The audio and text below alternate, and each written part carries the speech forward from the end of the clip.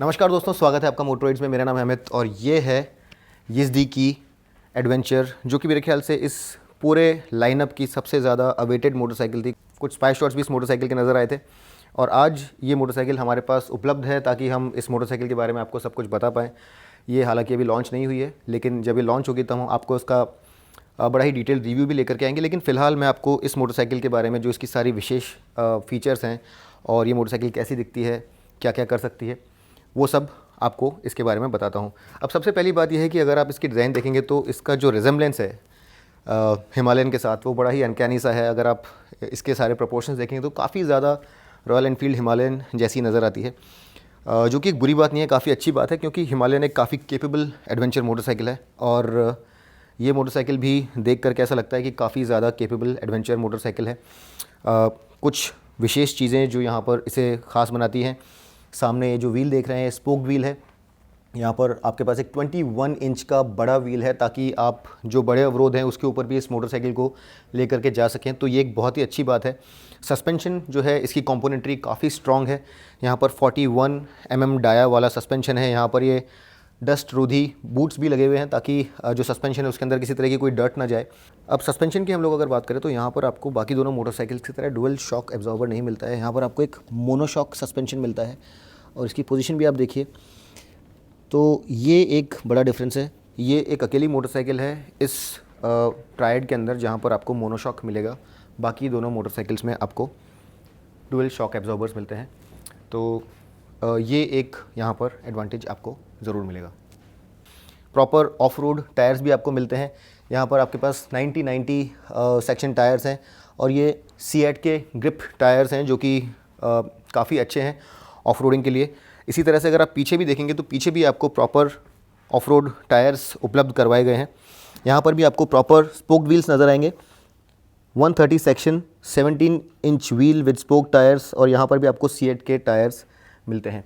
तो इस मोटरसाइकिल की जो कैपेबिलिटी है वो इसका जो व्हील स्ट्रक्चर है उस पर काफ़ी हद तक निर्भर करती है, और वहाँ पर यिज़दी ने किसी तरह की कोई गलती नहीं करी है। इन तीनों मोटरसाइकिल्स में यहाँ पर इसका व्हील बेस सबसे ज़्यादा लंबा है और ऑब्वियसली ये सबसे ज़्यादा बड़ी होने के कारण सबसे ज़्यादा भारी भी है। अगर हम लोग सस्पेंशन ट्रैवल की भी बात करें तो ये जो मोटरसाइकिल है, अगर आप स्क्रैम्बलर या फिर रोडस्टर से कंपेयर करें तो सस्पेंशन ट्रैवल भी यहाँ पर अच्छा खासा है। और अगर आप सस्पेंशन ट्रैवल की बात करें तो सामने आपको 200 का व्हील ट्रैवल या सस्पेंशन ट्रैवल मिलता है और पीछे 180 का व्हील ट्रैवल मिलता है। ग्राउंड क्लियरेंस भी यहाँ पर बहुत अच्छा है और 220 का ग्राउंड क्लियरेंस यहाँ पर आपको दिया गया है। स्टाइलिंग की अगर आप बात करें तो ये जो पार्ट है ये सामने फेंडर का ये प्लास्टिक है, लेकिन ये बीक जो है ये इसे काफ़ी एडवेंचर ओरिएंटेड मोटरसाइकिल जैसा बना करके पेश करती है। कुछ चीज़ें यहाँ पर आपको जो नज़र आ रही हैं ये स्टैंडर्ड फिटमेंट नहीं है। ये जो मैश है ये एक एक्सेसरी है। ये नकल गार्ड्स जो आप देख रहे हैं ये भी एक एक्सेसरी है। फ्लाई स्क्रीन यहाँ पर आपको एज अ स्टैंडर्ड फिटमेंट मिलती है, तो इसके बारे में आपको किसी तरह की कोई चिंता करने की ज़रूरत नहीं है, ये आपको मिलेगी। लेकिन ये जो आप जेरी कैंस देख रहे हैं यहाँ पर माउंटेड, जो कि जनरली एक्स्ट्रा फ्यूल के लिए होते हैं, ये यहाँ पर एक एक्सेसरी है। ये ऑक्सिलरी लाइट जो आप यहाँ पे देख रहे हैं ये भी एक एक्सेसरी है। हालांकि ये ब्रैकेट जो है इसके लिए ये आपको डेफिनेटली मिलेगा। ये जो पीछे आप पैनियर्स देख रहे हैं इसके बारे में भी आपको एक बात बता दूँ। ये जो मोटरसाइकिल आप देखिए यहाँ पर, ये जो आप ब्रैकेट देख रहे हैं ये ब्रैकेट आपको तब मिलता है जब आप ये पैनियर्स यिज़दी से ख़रीदते हैं। अदरवाइज़ जो स्टैंडर्ड इस मोटरसाइकिल का ब्रैकेट आपको मिलता है वो ज़रा एक टिल्टेड ब्रैकेट है। तो यहाँ पर ये जो ब्रैकेट्स आप देख रहे हैं ये भी एक एक्सेसरी है। हालांकि पीछे जो ग्रैब रेल है इस पर ये जो टॉप बॉक्स के लिए स्टे है ये आपको एज अ स्टैंडर्ड फिटमेंट मिलेगा। तो ये चीज़ें आपको ध्यान में रखनी है। ये ना समझें कि ये सारी चीज़ें आपको एज अ स्टैंडर्ड फिटमेंट मिलेंगी। इनफैक्ट जो ब्रैकेट्स हैं उनके शेप भी स्टैंडर्ड मोटरसाइकिल में कुछ अलग हैं। तो ये तो सारी बातें हो गई इस मोटरसाइकिल के शैसी और सस्पेंशन के बारे में। अब हम लोग एक और बड़ी विशेष चीज़ के बारे में बात कर लेते हैं और वो है इसका इंस्ट्रूमेंट कंसोल। और इसका इंस्ट्रूमेंट कंसोल बाकी दोनों मोटरसाइकिल से काफ़ी अलग है। यहाँ पर आपको जो रीड आउट है वो काफ़ी सिमिलर है, लेकिन जो इसका पैनल है ये अपने आप में काफ़ी अलग है। ये जो इंस्ट्रूमेंट स्क्रीन आप देख रहे हैं इसे आप इस तरह से 15 डिग्री तक ऊपर की तरफ टिल्ट कर सकते हैं। और इसका कारण ये है कि अगर आप मोटरसाइकिल पे खड़े होकर के, यानी कि जिसे हम राइडिंग द पेग्स कहते हैं, वैसे अगर आप इस मोटरसाइकिल को राइड करना चाहते हैं तो इसका जो स्क्रीन है उस पर आपकी नज़र ठीक से जा पाए। हालांकि मेरा ये मानना है कि अगर ये टिल्टेड भी रहता पूरे वक्त तो जब आप बैठे हुए हैं तो आपको इसे देखने में किसी तरह की कोई तकलीफ़ नहीं होती। तो ये जो फ़ीचर है ये बहुत ज़्यादा यूज़फुल मेरी नज़र में नहीं है। इसके अलावा इसमें जो ख़ास बात है वो ये है कि यहाँ पर आपको एक एडिशनल छोटा पैनल मिलता है जो कि नेविगेशन और ब्लूटूथ के लिए है। तो आप अपने फ़ोन को ब्लूटूथ से कनेक्ट करके यहाँ पर टर्न बाय टर्न नेविगेशन का डिस्प्ले देख सकते हैं। और ये यहाँ पर ऐसा फीचर है जो बाकी दोनों मोटरसाइकिल्स में नहीं है।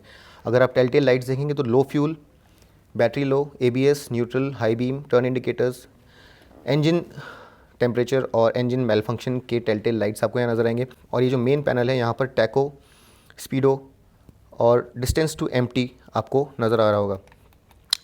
फ्यूल गेज है, एक क्लॉक है, यहाँ पर आपको गियर इंडिकेटर नज़र आएगा और इसके अलावा ओडो, 2 ट्रिप मीटर्स और साथ ही साथ यहाँ पर आपको 3 राइडिंग मोड्स मिलते हैं। और वो राइडिंग मोड्स एंगेज करने के लिए आपको ये जो बटन है इसे लॉन्ग प्रेस करना होता है। देखिए अभी यहाँ पर रेन मोड है, फिर आप ऑफ रोड मोड में जा सकते हैं और आपके पास एक रोड मोड भी है। जब आप ऑफ रोड मोड में जाते हैं तब ABS जो है पीछे वाला स्विच ऑफ हो जाता है ताकि आप मोटरसाइकिल को स्लाइड कर सकें, कुछ मज़ा कर सकें मोटरसाइकिल के साथ। तो ये जो राइडिंग मोड्स हैं ये यहाँ पर आपको मिलते हैं। इसके अलावा स्विच गियर तीनों ही मोटरसाइकिल्स में सेम है और यहाँ पर आपको हाई बीम, लो बीम और डे फ्लैशर मिलता है। ये जो बटन्स हैं ये नेविगेशन के लिए हैं, इंस्ट्रूमेंट कंसोल के लिए, turn indicators, horn, engine kill switch, hazard lights और ये इग्निशन है। अब यहाँ पर ये स्विच गियर जो है मेरे ख्याल से मैंने ये बात बाकी दोनों मोटरसाइकिल्स के लिए भी कही है कि ये स्विच गियर की क्वालिटी, प्लास्टिक की क्वालिटी ज़रा और बेहतर हो सकती थी, फिट फिनिश ज़रा और बेहतर यहाँ पर हो सकती थी। अगर आप सीट हाइट की बात करें यहाँ पर तो 815 mm की सीट हाइट के साथ ये ज़रा ऊंची है, लेकिन तो भी ये बहुत ज़्यादा ऊंची भी नहीं है। अगर आपकी हाइट 5 फुट 6 इंच या फिर 5 फुट 7 इंच तक की है तो आप इस पर बड़े आराम से बैठ सकते हैं।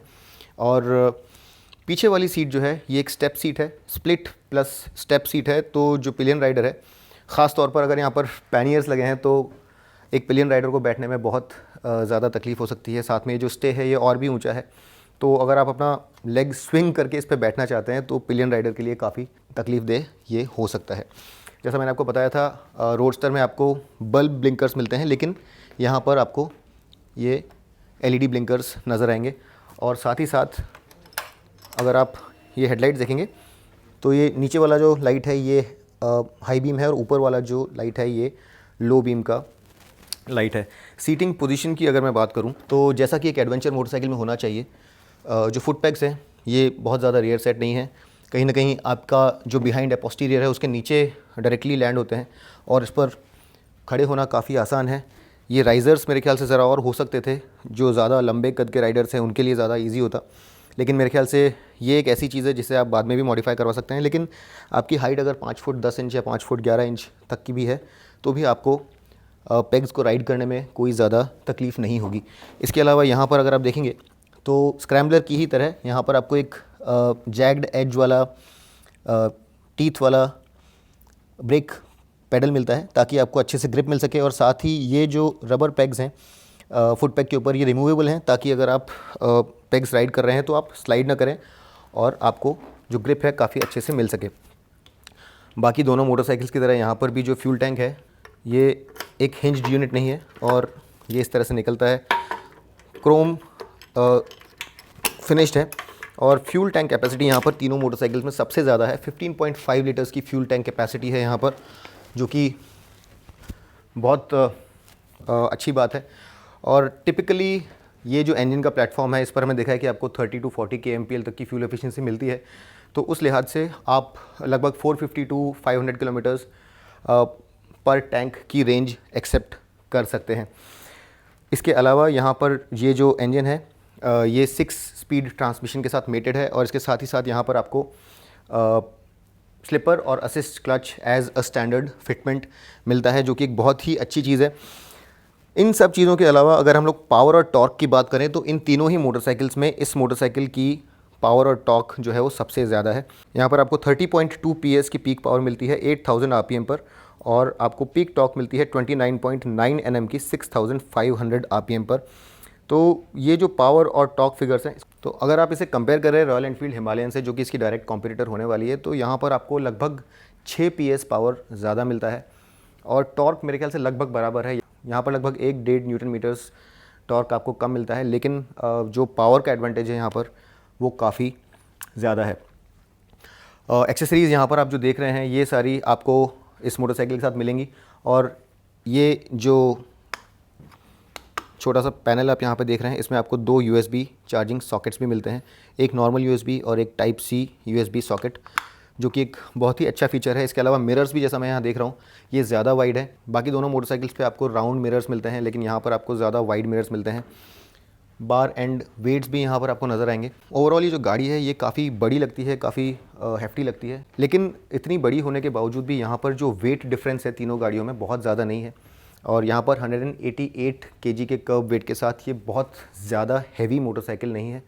तो आप में से जो लोग बहुत ज़्यादा हेफ्टीली बिल्ट नहीं है, बहुत ज़्यादा वेल बिल्ट नहीं है, वो लोग भी इस मोटरसाइकिल को इस्तेमाल कर पाएंगे। और एज एन एडवेंचर मोटरसाइकिल ये एक बहुत अच्छा अल्टरनेटिव बन के सामने आएगी। अब चूँकि ये गाड़ी ऑफ रोडिंग करेगी तो कुछ चीज़ें यहाँ पर आप देख लीजिए जो कि नोटवर्दी हैं।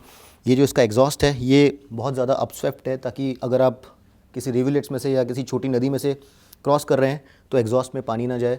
उसके अलावा यहाँ पर आपको एडिशनल पाइप्स मिलेंगे, ताकि अगर मोटरसाइकिल गिरती है तो कम से कम नुकसान हो। इसके अलावा यहाँ पर एक विशेष फीचर जो दिया गया है आपको वो है कि ये यहाँ पर आपको बंजी कॉर्ड के लिए हुक्स प्रोवाइड किए गए हैं, ताकि अगर आप किसी तरह का लगेज यहाँ पर स्ट्रैप ऑन करना चाह रहे हैं तो बंजी कॉर्ड हुक्स को यहाँ से लूप करके उसे सिक्योरली यहाँ पर फासन आप कर पाएँ। तो ये भी मेरे ख्याल से काफ़ी यूज़फुल, काफ़ी अच्छा फीचर YISDI ने दिया है। और अगर आप कलर्स की बात करें तो आपको यहाँ पर 3 कलर्स मिलते हैं। ये स्लिक सिल्वर यहाँ पर आप देख रहे हैं, इसके अलावा एक मैम्बो ब्लैक और एक रेंजर कैमो कलर भी आपको उपलब्ध कराया जाएगा। स्टिकरिंग यहाँ पर बहुत ही मिनिमल है, और अगर आप टैंक को यहाँ पर देखेंगे तो YISDI की ब्रांडिंग के साथ साथ आपको ये 2 स्ट्राइप्स नज़र आते हैं, और साथ में यहाँ पर लेजेंडरी YISDI की ब्रांडिंग नज़र आती है। टैंक के ऊपर आपको ये प्लास्टिक पैनल भी नज़र आएगा। और ओवरऑल इसका टर्नआउट काफ़ी अच्छा है। फिट फिनिश, जैसा मैंने दूसरी दोनों गाड़ियों के बारे में भी बोला, यहाँ पर फिट फिनिश ज़रा और बेहतर हो सकता था। वेल्ड मार्क जो है काफ़ी प्रोमिनेंट है, प्लास्टिक क्वालिटी और ज़रा बेहतर हो सकती थी। चलती कैसी है ये गाड़ी, कितनी केपेबल है, ये सब चीज़ें हम आपको जब इसका रिव्यू करेंगे तभी बता पाएंगे। लेकिन देखने में ये मोटरसाइकिल हिमालयन का एक बहुत ही सॉलिड अल्टरनेटिव बन के आएगी, ऐसा हमें प्रतीत होता है। और आप में से जो लोग एडवेंचर बाइक्स ख़रीदना चाहते हैं उनके लिए मेरे ख्याल से एक अच्छा ऑप्शन होगा कि ज़रा रुकें, इस मोटरसाइकिल की भी टेस्ट राइड लें और उसके बाद में ही अपना डिसीजन जो है वो फाइनल करें। कीमतों की अगर बात की जाए तो एडवेंचर जो है, YISDI एडवेंचर इन तीनों मोटरसाइकिल्स में सबसे ज़्यादा महंगी है, और इसकी कीमतें 2,09,900 रुपीज़ से शुरू होकर के 2,18,900 रुपीज़ तक जाती हैं। अगर आप इसे कंपेयर करें स्क्रैम्बलर के साथ, जो कि इससे ज़रा सस्ता है, तो टॉप एंड वेरिएंट में आपको 8,000 रुपीज़ ज़्यादा देने होंगे। और अगर आप इसे कंपेयर करें रोडस्टर के साथ तो आपको 12,000 रुपीज़ ज़्यादा देने होंगे टॉप एंड वेरिएंट के लिए। तो ये जो मोटरसाइकिल है ये इन तीनों मोटरसाइकिल्स में सबसे ज़्यादा महंगी है, लेकिन by the looks of it सबसे ज़्यादा केपेबल भी है। तो दोस्तों ये है YISDI की एडवेंचर, जो कि एक काफ़ी केपेबल एडवेंचर मोटरसाइकिल बन करके सामने आने वाली है। और हम बेताब हैं इस गाड़ी का रिव्यू करने के लिए। जैसे ही हमारे पास आएगी इसको कहीं दूर लेकर के जाएंगे और आपको बताएंगे कि हिमालयन के मुकाबले ये कितनी अच्छी है, कितनी बुरी है। उम्मीद करता हूँ कि इस वीडियो के द्वारा आपको जो कुछ भी जाना था इस मोटरसाइकिल के बारे में, बिना मेरे इसे राइड किए आप जान पाए। और जब ये मिलेगी तब आपको बहुत सारी और भी चीज़ें इसके बारे में बताऊंगा। लेकिन तब तक इस गाड़ी के इस वीडियो को आप अपने दोस्तों के साथ शेयर कीजिए, बताइए उनको भी कि किस तरह से YISDI एक प्रॉपर एडवेंचर मोटरसाइकिल इस बाज़ार में लेकर के आ रहा है। और अगली बार तक के लिए मैं आपका दोस्त अमित आपसे विदा लेता हूँ। तब तक के लिए rev hard, rev free and ride safe.